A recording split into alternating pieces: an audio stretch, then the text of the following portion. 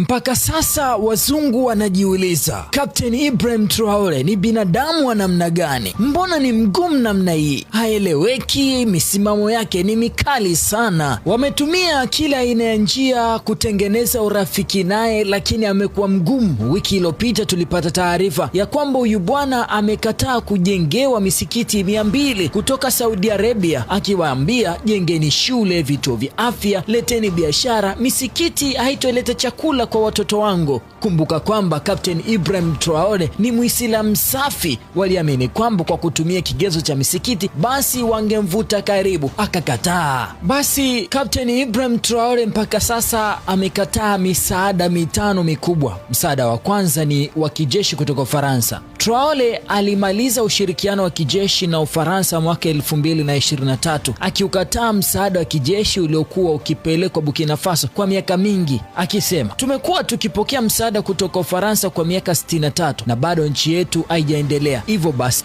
kuacha kupokea misaada hiyo hakutatufanya sisi kufariki, zaidi tutapata hamasa ya kufanya kazi kwa kujitegemea sisi wenyewe. Hii ilionyesha nia yake ya kutangaza kujitegemea wao wenyewe pasipo kuhitaji msaada wa jeshi wa kikoloni. Huyu rais wa Burkina Faso, Captain Ibrahim Traore, alikataa mikopo ya IMF, benki ya kimataifa ya fedha. Traore alipinga mikopo kutoka kwenye benki hiyo, akisema inapotosha uchumi wa Afrika na kuendeleza utumwa wa kifedha, akinukuliwa akisema Afrika haihitaji benki ya dunia, IMF, Ulaya ama Amerika. Tuna kila tunachokihitaji kukuza uchumi wetu bila mkopo, na naimiza kukataa kwa watumwa wa kifedha. Hii iliripotiwa kama sehemu ya sera yake ya kujenga uchumi wa ndani bila kuwa na deni la nje. Hili ndilo lililowafanya wazungu wakashangaa, huyu kwanza ni binadamu wa namna gani? Mnamo Machi mwaka 2025 ripoti zinaonyesha kwamba Traore alikataa pendekezo la Saudi Arabia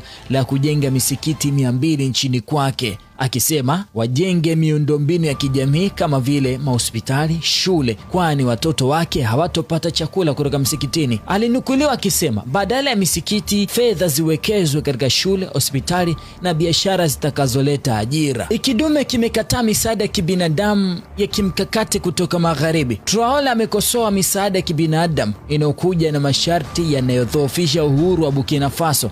Katika hotuba yake wakati wa mkutano wa Urusi mwaka 2023, alinukuliwa akisema hatupaswi kuja kwenye kongamano bila uhakika wa kujitosheleza kwa chakula cha watu wetu. Tunapaswa kuacha kufurahia kupokea vitu vya bure na kuweka mikakati ya kujitegemea. Hii ni hotuba ambayo iliwashangaza hata baadhi ya viongozi wa Afrika waliokuwa kwenye mkutano huo uko Urusi mwaka 2023 na kumfurahisha Vladimir Putin, rais wa Urusi, ili kuionyesha dunia kwamba Afrika inaweza ikajitosheleza kwenye chakula na kuzalisha na kuuza nje. Traore ameweka mkazo kwenye uzalishaji wa ndani, na mnamo Machi 11 mwaka 2025 alikabidhi vifaa vya kilimo vyenye thamani ya bilioni 13 kwa fedha za Burkina Faso, lakini hii ilikuwa ni juhudi za ndani na si msaada wa nje. Alinukuliwa akisema tunaweza tukajikimu wenyewe bila kutegemea wengine, tunahitaji tu kuamini katika uwezo wetu. Hii ilionyesha kwamba anahitaji kuitoa Burkina Faso sehemu moja